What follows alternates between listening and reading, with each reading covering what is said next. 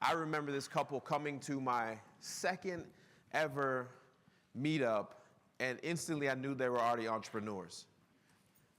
But it's crazy how fast they grew in this industry, because they've already been entrepreneurs in this industry in the last 2 years. Not only do I enjoy them and love them as people, I really enjoy them and love them as a couple. You guys may know who I'm talking about, the Polites.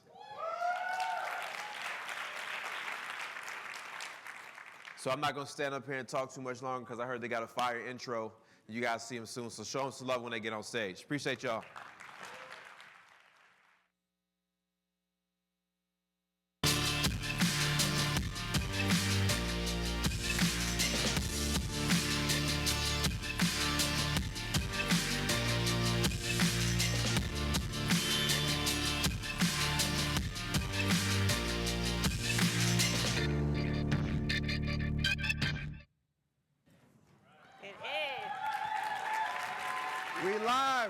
What's up? ATL, what's up? Woo! What's going on? I see they play my song, no? I mean, what happened to the pull up? I'm just trying to, they killing me right now. How y'all doing? We are so excited to be here with you guys and to just share and fellowship with you guys. And we've spoken to so many of you all already. And we just really appreciate you guys. We appreciate Max and the entire squad. We love them like family. So we just want to definitely give a round of applause for them. Give it up. Give it up. Continuously doing this every year. It's amazing. Like I said on social media, it is not a conference, it's a movement. And if this is your first time here, you will see throughout the duration of the weekend why this is a movement. So I just wanted to put that out there. Yes, this is like a family reunion to us. We've been so humbled just by the outpouring of love from you guys. So we're just honored to be here. So thank you again. Yes, and we are going to be here to talk to you guys about the power of two. And that is husband and wives, girlfriend and boyfriends, situationships. I mean, whatever y'all want to call it. Oh, yeah, no. Here she go. Because sometimes, you know, everybody done been there at some point in time. We gonna help you get over that hump, though. And just talk to you about the real power of two individuals and how you can really go a lot further. This is our why. It's our why. Our two boys. Now, don't mind me, because it was hot that day. We was in South Carolina. It was like 400 degrees. Still look beautiful. Thank you, Still boy. look beautiful. He know what to say, don't he? He know what to say.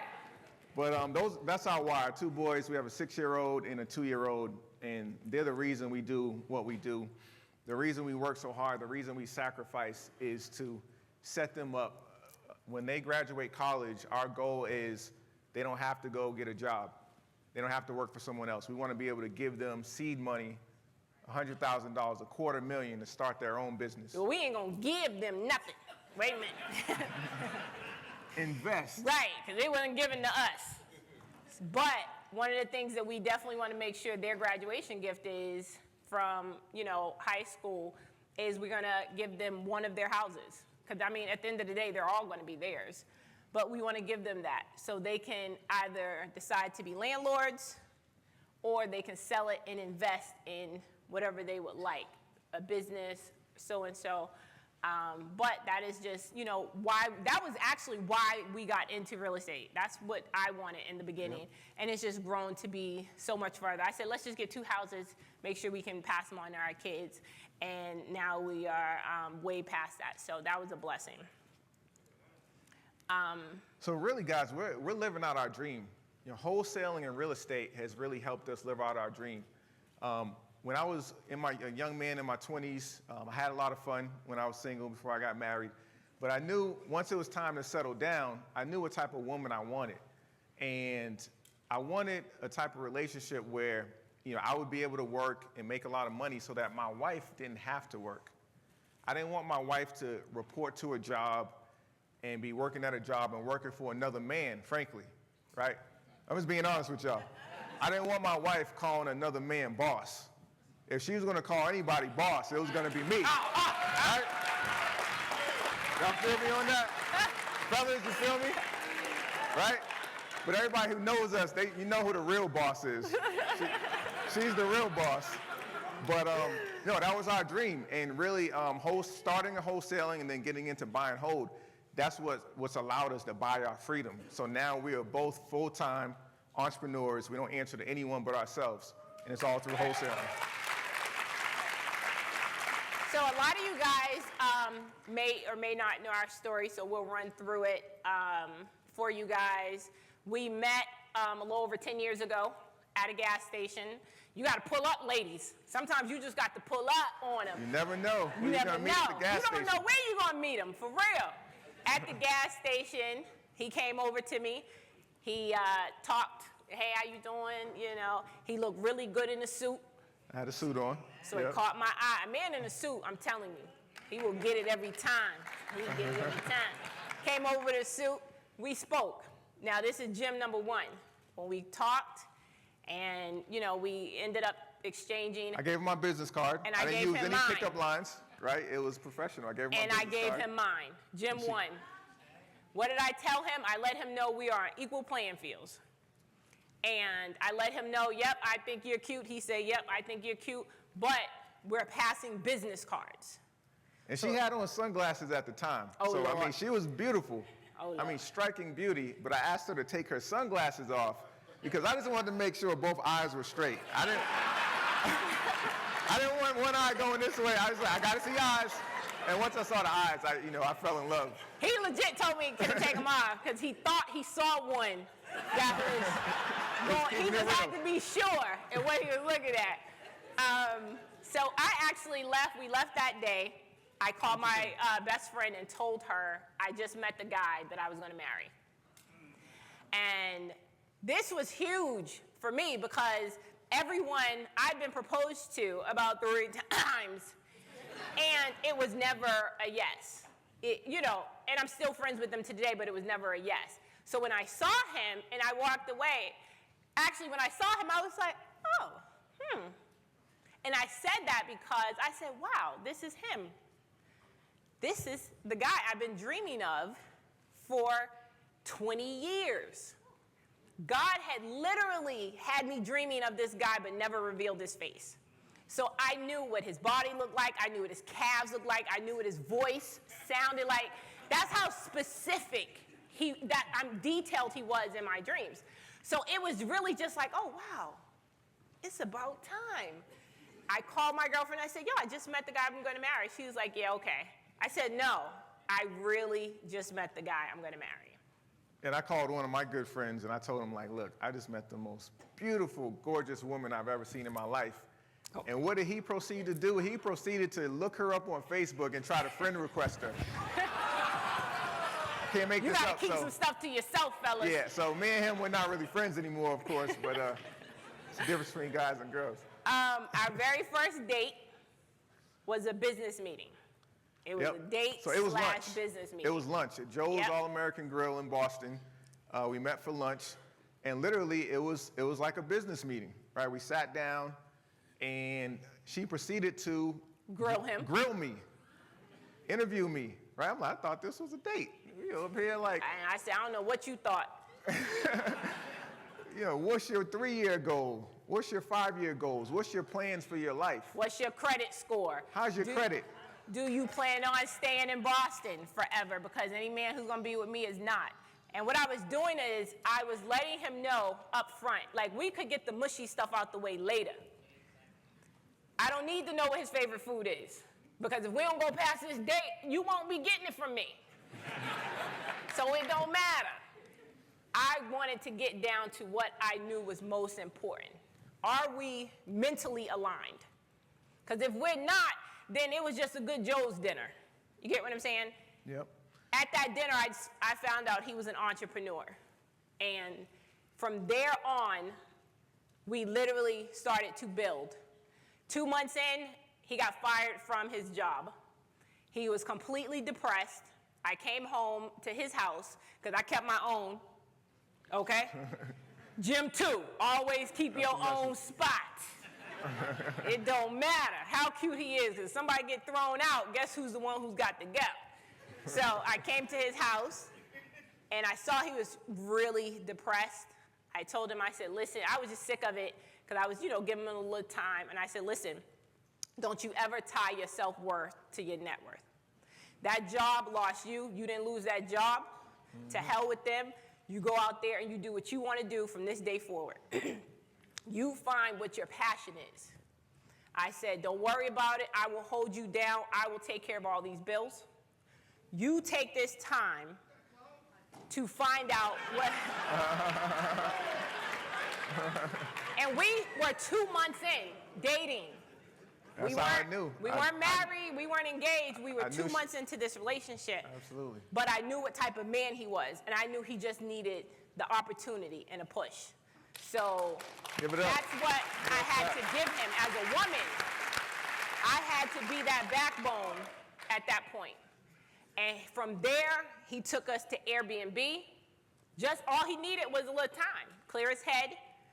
Took us, he found Airbnb. We were doing it in 2012. Yep, 2012. Before it hit, and started renting out my apartment. Made about $40,000 or something in 4 months. 4 or 6 months? Yep, this about is in 2012. Months. We were able to help pay for her mom's wedding with cash from the money we made in Airbnb.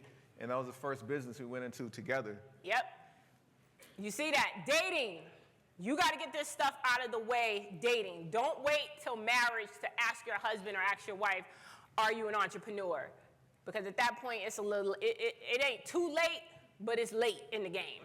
Yeah, and she was actually a true entrepreneur when we met. I was more of a entrepreneur, right? I went to a good school, good college, got out, had a good corporate job, so I always had a job, made money, had good benefits, but I always had something on the side.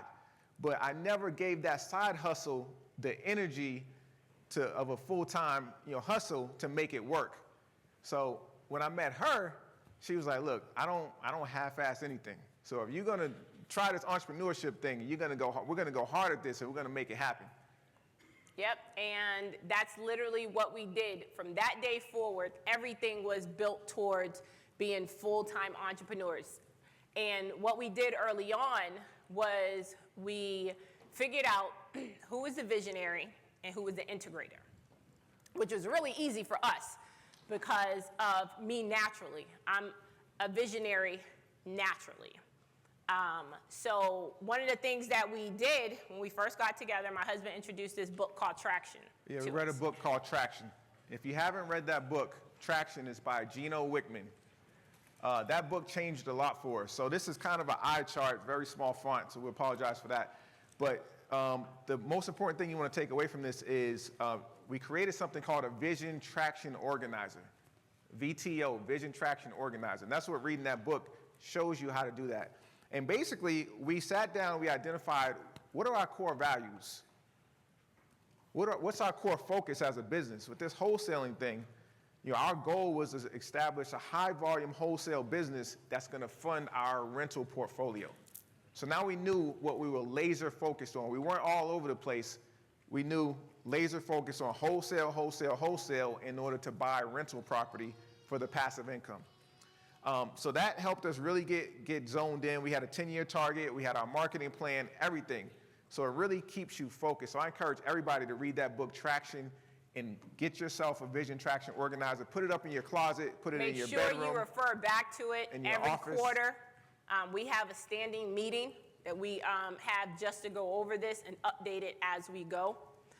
So we definitely want to let you guys know. Don't just get it and then look at it once a year. You literally want to continue to look at this and update it each quarter so you know if you're actually doing what you say you want to do. Because that was a big thing for us. He did it the very first time, and I was just like, oh, just fill it out, and I'm with it. So then we had to present it at a mastermind, and I didn't know what the heck was on there. Then I was annoyed, like, really? You put that on there? And he was like, well, I told you to sit down, and let's do it together. Well, the next time, I sat my ass down, and we did that together. Because it makes a difference when you're actually out there and you're doing it with him versus having one person do it and then you go through it and try to approve it. Yep, you got to do it together. Right. Communication. Communication. That's always a hard thing with couples in business because it's always a blurred line when it comes to when does business stop and when does personal begin. Believe me, it's hard. Yes, even for Lord. us, right? Don't think we got it all together. Right. Communication is one of the most important things in any relationship. And like you said, it has to start in the relationship. Don't let it start in the business. You have to be communicating effectively in the relationship first. Dating relationship, not married relationship. Start communicating first in your personal dating relationship. It'll carry over. So with us, it was, we over-communicated. So my husband always say this to everyone: I would rather you over-communicate with us. Over-communicate, it don't matter who it is, acquisitions manager, disposition, over-communicate, because we can't help you if you don't. So with us, we communicated in what we liked, what we didn't like, what aspects of the business I was gonna do, what aspects of the business he was gonna do. One of the things that we found in our business was, it's two of us. So it's not like a corporation where there's 7 members and there's never gonna be a tiebreaker. It's 2 of us. So if we come to an impasse and it's just like, who wins? So you have to determine early on what's gonna be your procedure for when that happens. And for us, it is, he's gonna make the final call. Now, he ain't always right. She reminds me of that all the time. But what I have made sure I do is, if we come to an impasse and it's kind of like we're stuck, we'll go with what he says. If I turn out to be right, he has no problem with saying, you know what, you were right on that, such and such, X, Y, and Z. And I have no problem with saying, hey, you know what, good call, you were actually right on that. But because we don't cross lines when it comes to business, we really don't have too much butting heads. It's only when you don't have a clearly defined role in the business, because he don't step into my roles, I don't step into his. So we don't really go back and forth with, okay, we need to make a decision on this or make a decision on that. We kind of know who's going to make that final decision. Which brings us to the roles and responsibilities and the tasks that you need to really run a successful wholesale business or any business. This is what you call an accountability chart. So again, the writing is real small. That's why we created a website for you to download this, www.justbeaccountable.com. If you go to that website, you put in your email, we're going to email you a copy of this chart. And what this basically does is it breaks down the visionary role, what they're responsible for, the integrator, who handles a lot of the details and the X's and O's. And then you and your husband need to figure out, if you don't already know, who's the visionary, who's the integrator. And again, it's not just husband and wife. It could be Right. 2 guys who are business partners There or you 2 go. women who are business partners. You and your partner, you want to ideally have complementary skills, right? If they're an extrovert, you want to pair with an introvert. If they like talking to people, you want that second person to be someone that doesn't like talking to people. Maybe they want to do the computer stuff and the Right. clerical stuff. So we got the marketing and sales breakdown, the acquisitions manager, what they're responsible for, dispositions, operations, admin, and finance, all those different roles broken down. And you really tailor this to what fits your business and your business model. So this is just an example of how most real estate businesses will break down the roles in it. But you want to tailor it. Sit down with your partner and don't say, hey, I need you to do this. It is, hey, what do you like to do? What are you good at? Because if you assign, you'll find if you assign someone a role, they're going to half-ass that if that's not really what they want to do. So to get it right the first time, just say, hey, listen, out of all these jobs and all of this that's in here, what is it that you can see yourself actually doing and doing effectively? Yeah. So you can move the needle. Because we get that question a lot, right? A husband will come up to us like, man, how do I get my wife involved in the business? Or a wife will come up, how do I get my husband involved in the business? And we ask them, what are their strengths? What does that person like to do? Don't just be the dictator saying, oh, you're going to do this. This is what I need done. You have to ask them, what do you, look at this chart with me, let's sit down together. Out of all these tasks, all these roles, what do you do best? What do you see yourself doing? What would you enjoy doing? And get them to work together that way. Remember your partners. So there's no boss. So the moment you start to feel like that boss to your partner, it's just like any other job. They're going to half-ass it because they don't feel like they're the owners of it. It's going to be resentment. Absolutely. Everybody get that site before I go on? All right. JustBeAccountable.com. So I went full-time June 8th, 2018. So mind you guys, we started Wholesale in 2017, beginning of 2017. It took us over a year and a half to close our first deal. A year and a half. So if there's anyone out there who's like, man, I've been at this 2 months, 3 months, 6 months, call us when you've been trying for a year and a half. Right. Right. And $105,000 later. We spent thousands of dollars on masterminds, on coaches, just education, on conferences like this before we closed one single deal. But it wasn't an option. We had invested so much money and so much time, it was not an option of this not working. It had to work. So how we ended up taking me full-time. So that's the question that we get a lot from entrepreneurs. And I tell people, they be like, oh, I got to get out here and close these deals. I'm going to just go full-time. And I say, I don't know where you heard that from. Don't quit your day job. Because you ain't heard that from us. You ain't never heard us say, jump. By show of hand, how many people still have a full-time job? Show of hands. Most of the crowd, Good. right? And we can relate because when we started, we both have full-time jobs. I'm working 50 hours a week. She's working 50 hours a week. We had 2 kids. That's another 50. Married. We had all this stuff going on. And we had to try to figure it out. Exactly. So we said we're going to do this strategically. And how we did it strategically was first quarter of the year that we said, okay, after this year, I'm going to go full time. First quarter, we started to bank 25% of my income.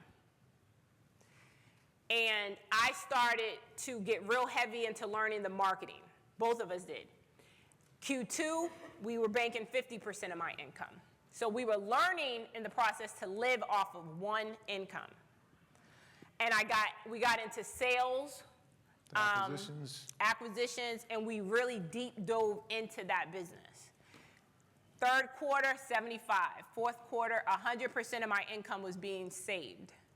And each quarter, we were deep diving into a different area of the business. So by the time I literally left my job, that first week we had 3 contracts. Literally. And it was only because we put the systems in place before I quit my job. Yep. June 8th, 2018 is when we fired her boss.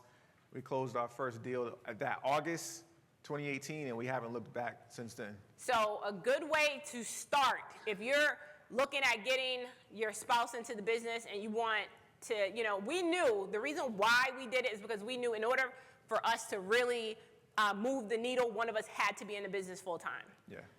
Because we were those lazypreneurs at a certain point. We both had really nice jobs, getting them golden handcuffs. But we knew in order for us to really take this serious, one of us had to do it full time. And because he had a really large salary, way larger than mine, we was like, I'll be the first one. I'll be the sacrificial lamb. I didn't mind because when I just had a child. When did he turn? He turned 1 June 7th. That's why we know the date, because I quit June 8th. Mm-hmm. And I made sure of that because we had a vacation 4th of July. I ain't had no more PTO. So I need to make sure it was before the 4th of July. So I said June 8th it is. You got to be strategic about this, guys. Right, these corporations use us. Use all that PTO. You got to learn how to use them. Before you go. Okay? So that if you're going to do it, just do it strategically like we did so that we knew at that point without having to sacrifice our way of life. We didn't want to have to, all of a sudden stop taking vacations and things of that nature. So we wanted to make sure we can do it timely but strategically. And guys, wholesaling, as you guys know, it's up and down, right? Yes. So what I cringe at is when I hear someone like, oh, I closed 1 or 2 deals and then I quit my job. I don't recommend that because you can close 2 deals in 1 month and then you can go 3 months and not close any deals, right? And you may get lucky and close another 3 deals, but it's up and down. And that's the main reason why we wholesale and we take that money and we park it into rentals. We buy rentals, buy and hold so we can get that rental income coming through. So that's that money where you don't have to work for. It's passive, right? You do a little stuff here and there, but month after month, that rental income's gonna come in. That's what Mr. Robinson keeps reminding us of too. Yeah, keep them houses coming Put something in. on your board. So Put something on your board. How do we work together on deals, right? What are some of the benefits of having two people, having a male and a female, husband and wife, working together on a deal? So this particular deal was in Charlotte, North Carolina. The situation was, it was an older woman. She inherited the house. She was living there by herself. She ended up on our Driving for Dollars list. One of our drivers found her. We sent her a postcard. She called us back and said, hey, listen, I got a house. I want to sell it. We set the appointment. I drove 2 hours down to Charlotte because it was in a super hot neighborhood. It was an hour away from where the NFL Panthers play at. Super hot neighborhood. We got it under contract, and her challenge was that she was older. The house, had deferred maintenance. It hadn't been rehabbed in probably 50 years. She didn't have the money or the desire to fix it up. So we said, listen, we can pay you cash. We can close quickly. You don't have to do anything. So we got her under contract. And as I was driving away from the appointment, I called my wife, like, yeah, we just got a property under contract, super excited. She's like, okay, tell me about it. I told her the whole scenario. And she was like, I want you to call her back. I said, well, it's already under contract. What I got to call her back for? She was like, we got to seal this deal. From what you told me, you missed some pain points. You missed a few pain points, and it's not sealed. This is a super competitive market. So I'm saying, okay, well, what else do we need to seal the deal? And I told him, and he replayed the entire conversation, and I said, how old is she? And he said, what was she? In her 60s. 60s. I said, she's old. And you said, she's not in the best of shape, health. I said, she has how many rooms in this house? And he said the bedrooms, bath. I said, and she's been living here her whole life. It was her parents' home, inherited property. I said, is she planning on moving all this stuff out herself? And she didn't have any family. Her sons lived across the country. And he was like, no.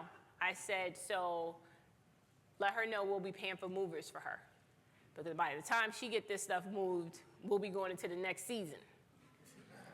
Yeah. And then I said to him, where is she moving to? And he was like, and she got a small apartment, about 800 square feet. I said, so she's packing up like a 4-bedroom house that she's been in her whole life.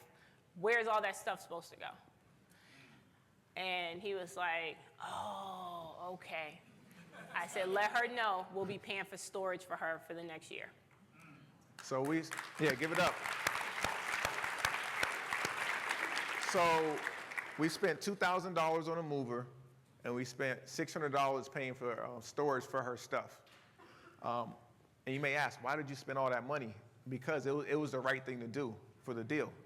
We were solving her problem. Yep. And we were paid handsomely for it. We got this property under contract for $125,000. The ARV was $375. So it needed about $80,000 of work. We actually wanted to take it down as a buy and hold. The only reason we didn't take it down as a buy and hold is because it was in a historic district. So the rehab would have taken 8 months to a year instead of 4 months. So we didn't want to deal with that long distance. So we wholesaled it. We had it for $125. We sold it for $215. So we made a $90,000 wholesale spread on this one deal. Thank you. And she was approached by multiple people. So after we had this under contract, multiple investors tried to backdoor us. Finally got to her, because we got to her before anyone got to her. Yeah, and she literally would tell us when we called her, like 3 other investors knocked on my door. They offered me more money. But you know what? It's something about you guys I like. You offered to pay for me to move. I trust you all. So I'm going to sell to you, even though I was offering more money. Yep. And that's the type of relationships you want to establish with your sellers. Absolutely. So this is example number 2 of the benefits of working together with your partner and how 1 + 1 really equals 3. So this one was the situation was it was an older gentleman. He had a rental portfolio in North Carolina. He was looking to sell all his rentals so that him and his wife could retire and travel the world. So that was a situation. Actually, another wholesaler brought this deal to us. She's actually here too. Where's Krystal at? Krystal, right stand there. up. There you go. She brought this deal to us because she was new and she was trying to wholesale it, but it didn't fit in the wholesale box, right? This owner was motivated, but he wasn't desperate, right? He wanted to sell, he didn't need to sell like tomorrow. So what we ended up doing is we ended up negotiating a subject to deal. No, not subject to. Sorry, finance. seller finance deal. So the challenge with this guy is he didn't want a cash offer because if he had gotten $400,000 cash, he would have been paying half of that out to taxes. So he was like, no way, I make a lot of money. If I sell it cash, I'm gonna pay half the tax. I don't wanna do that. I'll seller finance it to you. So give me 5% down and then make me payments over 10 years and the property's yours. So we're negotiating the terms and we come to an impasse, right? We're quibbling over $5,000 here, the 5% interest rate, all this stuff. So I tell my wife, I'm like, look, he wants to sell it. We want to buy it. When we were doing a buy and hold on this, we wanted it as a rental because it's right on a college campus. So like 2 college campuses. Yeah, this is one of the duplexes. There's another duplex. And then another carriage house in the back. Yeah, so we reached an impasse. So I told my wife, like, look, we got a negotiation meeting. Me and this guy really butting heads with like 2 bulls in a china closet. I need you to come with me on this meeting because, you know, it's not going to work if you don't come. So she's like, okay, tell me the situation. I told her, and she's like, okay. So we went to the meeting, and we got there, shook his hand, hey, how you doing? And I could immediately start to see his defenses come down. We sit down, and me being, you know, the woman, you know, I said, let me see if they can talk this out. They both sat there, and he was like, well, what you want to do? Well, what you want to do? It was like a staring match. And they were staring at each other. I'm like, are y'all kidding me? And they was like, well. And I said, okay, so I pulled up the contract. I said, okay, so I'm assuming you're stuck on X, Y, and Z. He said, yeah, that's what it is. I said, okay, so let's do this. What if we just give you this amount, do the percentage at this amount for this long? Will that work? Well, He said, yeah, that would work. That would work. I was like, how'd you do that? And from that point on, we went to talking about children, his wife, what he plans on doing when she retire. It completely went away from it. Because at that point, within 30 seconds, I came in there. I said, okay, let me see the contract. I said, okay, look, I could see, and women have a way of reading people a lot better. Yeah. So you got to play that strength as well. I could see what he was stuck on. My husband couldn't see it because he's based on numbers only. And I said, okay, look, can we do this, move this, do this percentage? He was like, yeah, that'll work. So that's the advantages of having that second person. Yeah, they're going to see blind spots that you have that you don't even know you have. Absolutely. So when you have that second person working with you, I mean, it's like night and day. And it helps if he or she is cute. Yeah, he was smiling a lot. Right, he was cheesing. Had a nice little wife, though, and children. So the secrets to our success, guys, is no different than, you know, Max and a lot of the other speakers, Nas, Chris, Antoine. Learn. You learn as much as you can about any business that you're trying to get into. You learn before you earn. Like we said, we spent the whole year learning. And the moment we got to the point where we're like, okay, let's take off, within 6 months, we were already over $500,000 in 6 months. Because we shortened our learning curve by joining a mastermind group. Yep. And hiring coaches and mentors. Not mentors, I'm sorry, it shouldn't be mentors. Coaches and experts. In marketing. So if you guys don't already know this, you probably realize this by now, but you're not in the wholesaling business, you're not in the real estate business, you're in the marketing business. Yes. The most important thing is learning how to get the phone to ring in this business. So what we did is we hired experts. We were like, okay, we need to learn cold calling. We need to learn how to call people and get them, you know, people who want to sell their house to raise their hand. So we spent like $5,000. We found the best people in the industry who knew how to do cold calling, and we paid them teach us how to do it. Don't just do it for us. We want you to show us how to do it so we can fish for ourselves. And then in the process, we got their systems. We got everything that they were doing, and we just implemented it into our business. We did that for cold calling. We did that for marketing, how to pull leads. We were pulling leads 2 years ago. We literally hired someone in every niche to teach us, and in the process, we got all of their secrets. We were on Podio before. Some people was like, Podio? Ain't that for realtors or something? But we would go to these meetings and meetups and stuff, and nobody was on Podio. But because that's what they were doing, who had $2, $3, $4 million businesses, that's what they were using.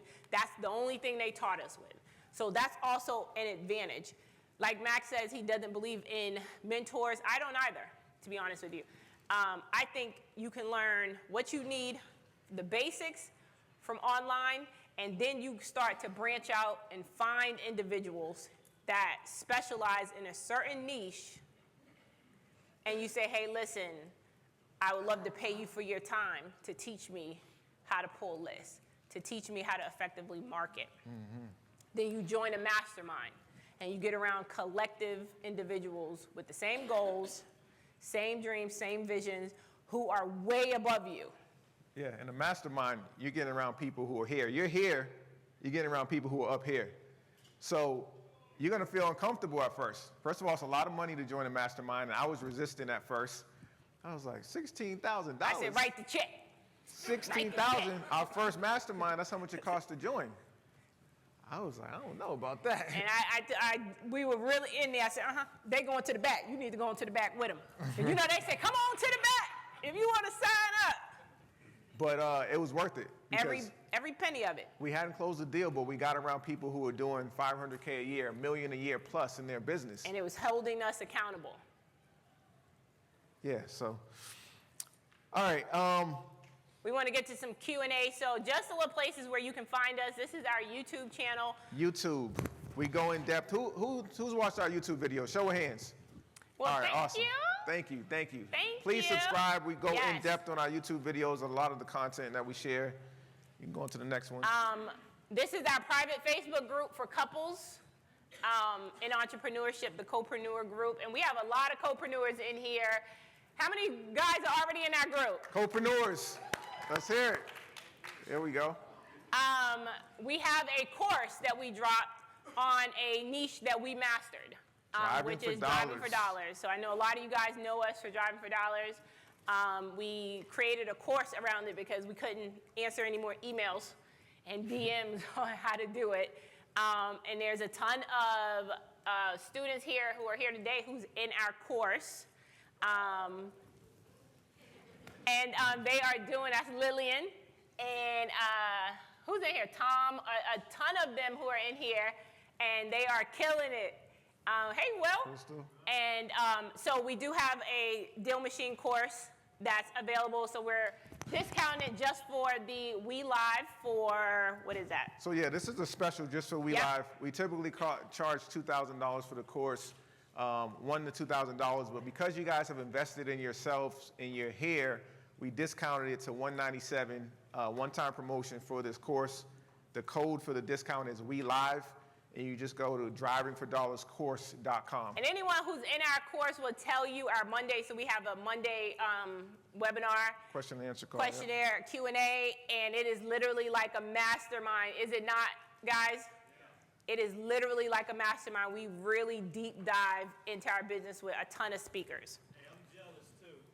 For $100. We knew we were going to hear that. You paid a lot more for the course.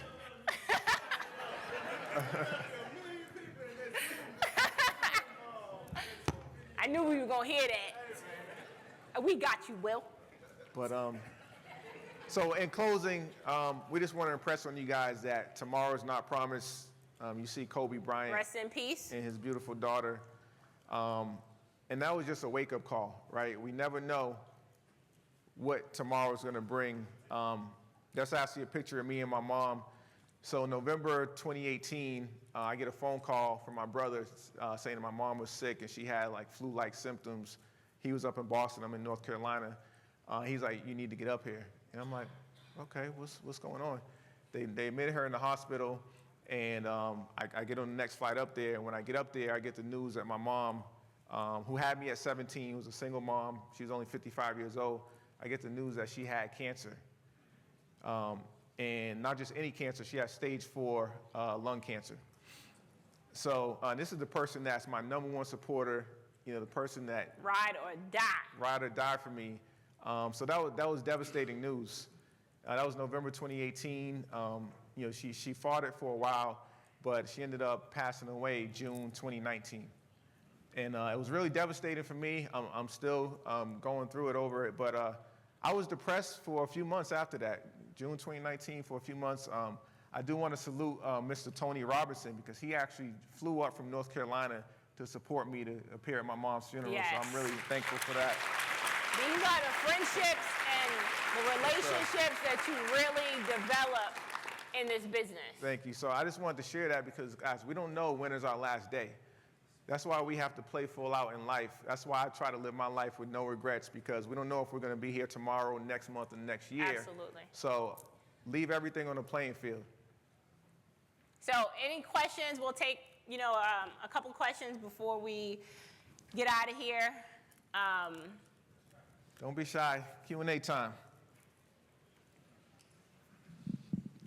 Hi, you guys. Hi. I have a question just from the standpoint of the husband and wife thing. So I've been doing the whole wholesaling thing myself. My husband is very supportive of me, but he's not like an integral part of what I'm doing in the sense that he's hands-on with it. He does, like if he's driving, he does give me addresses and things like that. So that's mostly the extent of it. As far as working the wholesaling thing, I'm kind of more partnered with my siblings on that. From your opinion, is it okay that it's that way? Do you think it's a negative that he's not we're not doing it like the way you guys are doing it, that because he has his own business as well? Okay, so is he an entrepreneur as well? Yes. Okay, so have you guys discussed that you would like to be in business together? Well, I'm not necessarily saying I want him to be in business with me. He has his own business and I support him, but I'm not hands-on in it. We just we bounce ideas off of each other from time to time, but he's doing really well with what he's doing. And when I started doing the wholesaling thing, he started investing monetarily in me having what I needed to do it, but he's not necessarily going to be cold calling or he doesn't have that interest in that genre of things, but he supports me. Do you think that that's okay? Yeah, it's okay. I just think you got to be okay with it. I'm okay with it. I just want to because I know you were saying if your spouse isn't working with you, then it's you're like working against each other. Right, but you got to be okay with if you're not working together. Right. So if he's an entrepreneur and you're an entrepreneur, right? Mm-hmm. And what business does he have? Well, he has his own music program that he has that people can buy, and he also individually teaches people and he plays for people. He's really good, so he gets paid a lot of money. Okay, so I think, in my opinion, you two should sit down and have a conversation. I think acquiring properties will go a lot further. True. In the long run. True. And don't say cold call, just show him the accountability chart and say, listen, these are all the things that go along with this business. Is there anything here that interests you? Sit down, have a hard conversation with him like, yo, listen, you can play all the flutes and stuff you want. We get a couple of these houses under our belt. True. Baby, you can travel the world. True. Let's get some of these houses. You gonna play a little better. I do think he would be open to that. So you're right. I think if I approach it from the cold calling thing, he's gonna be like, no. Right. Don't tell him what to do. Let him pick what may interest him. Fair enough. Okay. Thank you. You're welcome. Hello, people. I'm Will Ellis from Hattiesburg, Mississippi. I thought I'd be a testimony of their Driving for Dollars course for $197, which is just $200. It's really not that much. And if you're just starting out, you're getting a whole bunch of value in a small package, because you get all the Driving for Dollars, the postcard templates. You get a Zoom call every Monday for an hour with us on the Zoom call. Right. So I'm just saying it's a lot of value for $200. You could throw $200 away. So I'm just saying, everybody in this room needs to be on that Zoom call come Monday. Yes. So I'll be looking forward to talking and speaking with everybody. And that's all I have to say. I have a good time. I'm having a good time. I hope y'all having a good time. And, I love and I that. hope to meet everybody in this room by your the check end is of the in the weekend. mail. Your check's in the mail, Will.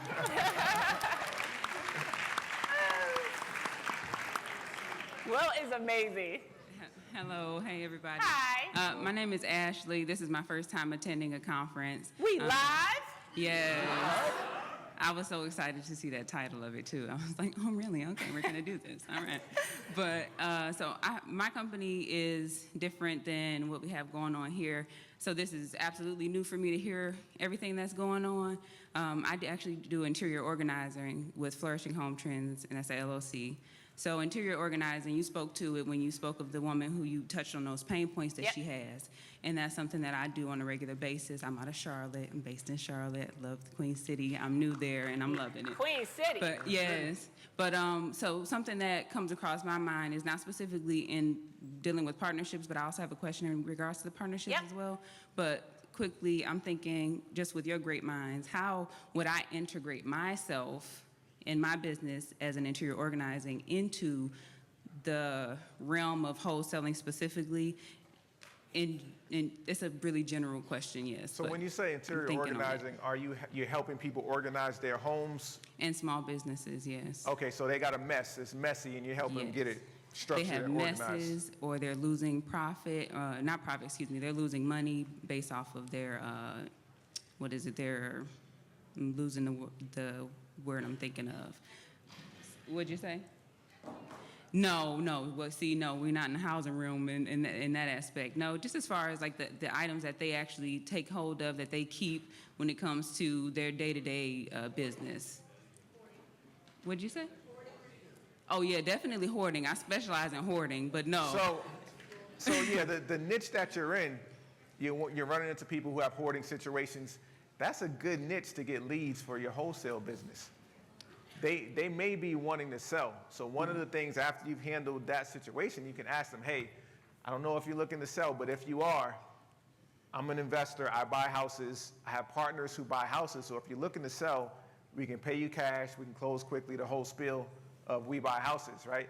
But it's a great niche to be in because you're already in these homes helping them. Yep. Yeah. And you can see those pain points before they get on a list of another investor targeting them. Yeah. Okay, that's a good point. Thank you. Yep. And then in regards to partnerships and such, I'm thinking I have two different people. It's a best friend and it's a brother. So we love each other. We're really close, and that's always something that a lot of people have. Either they're all the way left field or all the way right field, like do it or don't do it, right? With people Yep. you love and care for. But these two, they're in very promising, I feel like, areas, geographically. I have one in Detroit and one is in New York. So with the three of us coming together, I feel like it would be a powerhouse because of where we live and operate. But I'm just trying to wrap my head around what it would be for three people to go into this. Right. Would it be sensible? One, don't do it because you guys are all in the same market or powerhouse markets. Do it because your skills align. So you don't need three visionaries on the team. Yeah. You don't need three integrators on the team. Their skills have to make up where yours lack, and vice versa. So don't pick a partner just because they're family with you as Yeah. well. Make sure you sit down and you approach it from a business aspect and say, hey, listen, this is what I'm looking to do. Collectively sit down, discuss what the business looks like to you And you guys. don't necessarily need to become partners with them, like Absolutely. a partnership agreement, because that's like a marriage, a partnership. Right, You're right. stuck with that person. Girl. If you want to get out of that partnership, it's not very easy. Right. You can do something called a joint venture, where if they find a deal or you find a deal, you can work together on that specific deal. And once that deal's over, you don't have to be tied into a partnership if you don't want to. Okay, that's a really big one. Yeah. Okay, thank you so very You're much. welcome. Thank You're you. welcome. Okay. So my name is Zarias. I'm from Atlanta, by the way of Memphis, Tennessee. And first and foremost, I want to salute both of you for being role models of what a couple should be. So yeah, Thank you. Thank you. me and my wife, we're entrepreneurs as well, and we have a real estate business, of course. And I wanted to know, when you guys go on appointments, are you guys partners, business partners, or are you guys going as a couple? As I'm the husband and I'm, wife. Partners. Partners. So that's how we approach everything. I mean, we know we husband and wife. But when we go in there, he said, this is my partner. Krystal, this is I'm bringing my partner, Dedric, with me. That's how we approach it, because it's business time. Now, we go behind closed doors and it's us, and we're all just with some friends. Oh my God, let me introduce you to my husband. That's that separation. Thank you. You're welcome. My name is Kendall Mills from Boston, Massachusetts. Oh, Boston? Beantown? Can you tell? All right, so quick question. So I'm from Boston. I went to college in North Carolina, J.C. Smith in Charlotte. Okay. I'm thinking about moving back to Charlotte in the next probably 2 years. But should I start kind of buying, I'm about property now, but buying property and wholesaling virtually? Absolutely. Gotcha. Absolutely. That's what we did. Being from Boston, and we live in North Carolina now, we virtually do Boston's market because we've lived there our whole life. So that is our backyard. Yeah. And people told us, oh, don't do it, you can't do it. The devil is a lie. Gotcha. We did it in the Boston market. All right, gotcha. Appreciate it. Hello. Let me get closer. Hello. Hey. Hi. My name is Keena. I'm based here in Georgia. I'm in y'all's Facebook group. Thank y'all so much for those 7 streams. I see Kiara over there. Those classes are bomb. Thank y'all so much for hosting those. My husband and I have been married for 12 years. We've been together 16 years. I guess. It's not all roses. It ain't cute. You it ain't. It's not for the faint of heart. I promise. Especially when you grow up together. I promise you. But I am an accountant, but I work for myself. And he's the commercial underwriter, so he's still W-2. He wants to be in the business as we progress into this real estate business. But he's a recovering real estate agent from way back in 07 when we got married.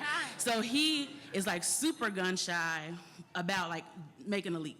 And then I'm the serial entrepreneur. I'm a commercial food photographer. I'm in the cannabis industry as edibles chef and author.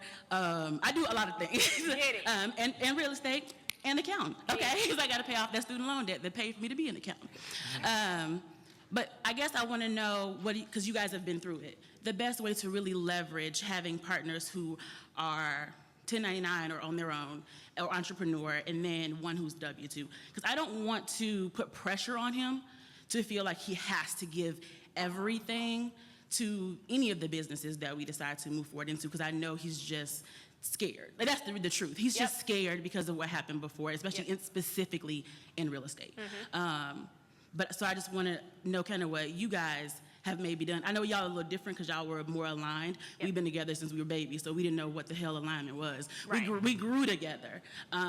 But just how do you get there if somebody is afraid, essentially? And I can't really help his fear. I can coach, I can support, but at the end of the day, that's a hurdle he's gonna have to get over. But I would like to know the best way to leverage the fact that he's still W-2, but also how do I piecemeal him onto this side so that he can be more comfortable? Because I feel honestly, until I get a deal, and I got a contract that I just signed yesterday. So if y'all buying in Augusta, holla at a girl. Assets over liabilities, you can find me. But I feel honestly though, unless I close a deal or a few deals, he's not gonna come over. I'm way more risk tolerant than he is. Okay, so that actually may be the best way to get him over that hurdle, is to close the deal. But what you want to do is start including him in actually what you're doing, and not including him by saying, oh, this is what I'm doing. Just saying, hey, babe, I'm in the middle of doing X, Y, and Z. What do you think on this? I mean, I know you're an expert in the real estate because this is what you used to do. I would love to get your opinion on this. Okay. Just start including him in the process so he feels included. Oh, shoot, okay, she needs me in this. Okay. But you can show him better than you can tell him. Right. So just get out there. Sometimes you, as a woman, you just have to, roll up your sleeves and make a believer. Right. out of him. And also make him understand he doesn't have to quit his day job. right? Absolutely. Keep your day job, but he can help you little by little. He can help you go walk properties. Okay. Meet with sellers. Do ARV, right? Comparative market analysis of what these properties are worth, since he has a background in that. Yeah. And kind of ease him in that way. Okay, that sounds good. Especially because he, oh goodness, he's like the bad news bear sometimes. It's because he's an underwriter. Yeah. So even when I get a deal and I'm ARV and he's like, man, is it really worth that? Like he comes at it, you know. So I mean, like it's a good balance. It can be a dream killer, but I decided to look at it positively. You got His to. caution is gonna keep me safe and my There kids. you go. But yeah, thank you so much. I appreciate it. You're welcome. Lillian. Hey guys. Hey. What's up, sister? My name is Lillian. I'm from Jersey. I want to be another testimonial to their course. Even though I'm with you, Will, we need a refund because this thing is cheap. Y'all better hop on this deal. We didn't get the discount you guys are getting. So I have a partner. He's not my husband. He's my brother because a lot of people confuse that. Right. He's Make my it all brother. together. So my question is, I know you guys talked about accountability. He has a full-time job, and he's in sales. So sometimes his schedule can overflow, and Yep. sometimes he works late and everything like that. So my question is, in terms of accountability, like, for example, if he doesn't get something done, what do you think is like, I mean, for both of us, like, what do you think is like, in terms of like consequential things that need to be handled between the two? You get what I'm saying? Like, Yes. there's got to be a consequence. Right. She said it got to be a consequence. It got to be something. For him. I would start to see what's on his plate. Right. And start to see if he may have too much on his plate. So when I went full-time in the business, I said, okay, he still has a W-2. I got to take some stuff off his plate. Right. Because he's, as a man, they're not going to say they can't handle it. Right. So I had to know that he can't handle all the major things that come with real estate. So I took the biggest off his plate, which was marketing. Okay. And it gave me a headache to even think about it back then. Like I didn't want to know about Podio. I didn't want to know about marketing, nothing when it came to the business. But when I went full time, I said, I gotta take some of this stuff off his plate. So I would see if some of the stuff needs to just be removed from his plate, see if it's something that you can outsource, have a VA do or something. But I would go back and reevaluate what he's actually doing in the business. Because you two both goals aligned, so you're headed in the same direction. You just want to make sure he can be beneficial in his assignments having a W-2. Right. Okay. Because I know y'all trying to buy in whole, so you need that. Yeah. Okay. Thank you. You're welcome. But I'm 5'1", so hello everyone. I'm Jamesia. I live here in Atlanta. I'll be really quick. My question was just accountability, holding each other accountable. I did this last year, 2019, all by myself, and I got my first deal in December. My work ethic is crazy. I think that I can probably outwork everybody in this room, and I like the challenge.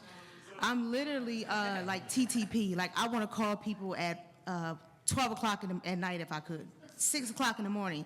But I think where I'm struggling is my teammates don't always have that same accountability. Right now, I'm doing better with networking and trying to be on social media. Brandon and Vanessa are really like my polites here locally to kind of make connections with people. But networking with people to be held accountable, because right now in our team structure, because there's so many of us, even though I'm doing my role, if it's not enough deals being closed, it's literally just to provide. So it's not to go to $3,000 conferences and do all these additional things where I can continue to learn. So, and I'm like you said earlier, you're very direct, blunt, but it's not that you're angry. Right. And sometimes I'm from South Jersey, so I'm very hyper, I'm very direct and blunt, and I'm very business assertive. But sometimes my presentation can come off wrong, but it's because I want us all to win. right. So just tips and tricks on just accountability, and like you said, just to where you feel appreciated because you want everybody to win and it's all fair, if that makes sense. Okay. So, and you're talking about in regards to your team. Teammates, teammates. And are these people who work for you, with you? We're all in the team structure. No, they don't work for me. We're all in the team structure, but we're in different markets. but our structure just, it just changed. So now I'm on the phone. So if I'm making, like, I literally can be on the phone 10 hours a day, break So it up are two you to guys two. all like JV partners? No, no, we're not all JV partners. Depending on if you get the buyer and I get the seller, then we split it. It's a certain percentage for how you bring the deal in. So I make the calls and Josh might do acquisitions or dispositions. But if Josh and I are going to an appointment and make it on Sunday and he's not calling them till Wednesday, where's the accountability? But then, to where you talk to somebody, you're not really coming off defensive. Right. But it's more so I'm on you because I want us all to win. Okay, so are you guys having regular team meetings? Yeah, we do, on Fridays. Okay, I think you guys need to have some type of structure to your meeting. And we have a, what's the Level 10. A level 10. So you can like Google it. Okay. We do level 10 meetings, and you can find a ton of stuff online about it. Add some structure to your meetings. Give it a moment for everybody to voice it. In that level 10, it gives you a moment for everyone to voice their opinions, what's working right, what's not working right. So no one feels like they are running the meeting, but everyone gets a voice in it. And I think this is a kind of unique situation because, you know, all of y'all are doing different things of the business. But I would say, you know, one of the things Antoine talked about in the mastermind is SOPs, standard operating procedures for how your business is to run. I think that's a great place also for you guys to start. And you can Google that, and there's a ton of stuff on SOPs. But I think getting some structure around what you guys are actually doing, and also making sure you guys are aligning, because I'm getting lost in between what all y'all are doing and who got what business going. Just make sure that check clear and got the right person's name on it. Okay, thank you so much. I appreciate everything you do for us. You're welcome, sweetie. We'll take 2 more questions. 2 more guys. questions. Good 'Cause afternoon. they keep resetting this clock on us. Good afternoon, Randall Walker. Spoke with y'all out there in the lobby earlier. Randall. Real quick, I got a question for you guys as co-preneurs. My wife and I, we've been in the business since early 2012-13. Yep. And we just recently celebrated our son's first year birthday in November. And I have to say, as a real estate entrepreneur, a lot of crap changed in the past year, some change. So one of my biggest questions to you guys as co-preneurs is, how do you recognize when the harmony of the business has kind of shifted, and when do you recognize to know to step into a position that maybe you're not the strongest at, but you realize that there's a little bit of assistance needed? When do you, what does a moment of awareness look like for you guys that, you know, one or the other needs a little bit of a break or a little bit of a motivation to continue to move forward? What does a moment of awareness look like for you two? When the ball is being dropped. So every week we have a meeting between us every week, and we go over what was to be accomplished throughout that week from us. And if I continuously or he continuously see that I'm not, you know, okay, well, I didn't get to that. Okay, well, I didn't get to that. And he's saying, okay, well, why not? We hold each other accountable in our meeting. So it ain't no, oh my God, you look good today, honey. Oh my God. We have some difficult We don't do that. conversations. Right. When it's a meeting, like he said. Difficult conversations, but he'll say, okay, instead of him saying like, well, why didn't you get to it? Like, I mean, what's your problem? It's more so, okay, so this is why you didn't get to it. Let's see if maybe, you know, we can take that off your plate. I'll handle it, or our secretary or lead manager. Having a meeting gives you clarity into what's going on in your business every single week. So a lot of it is communication. Yep. You know, having that conversation with that partner and figuring out what's going on and how can you help make it better. No doubt. Thank you, co-preneurs. Thank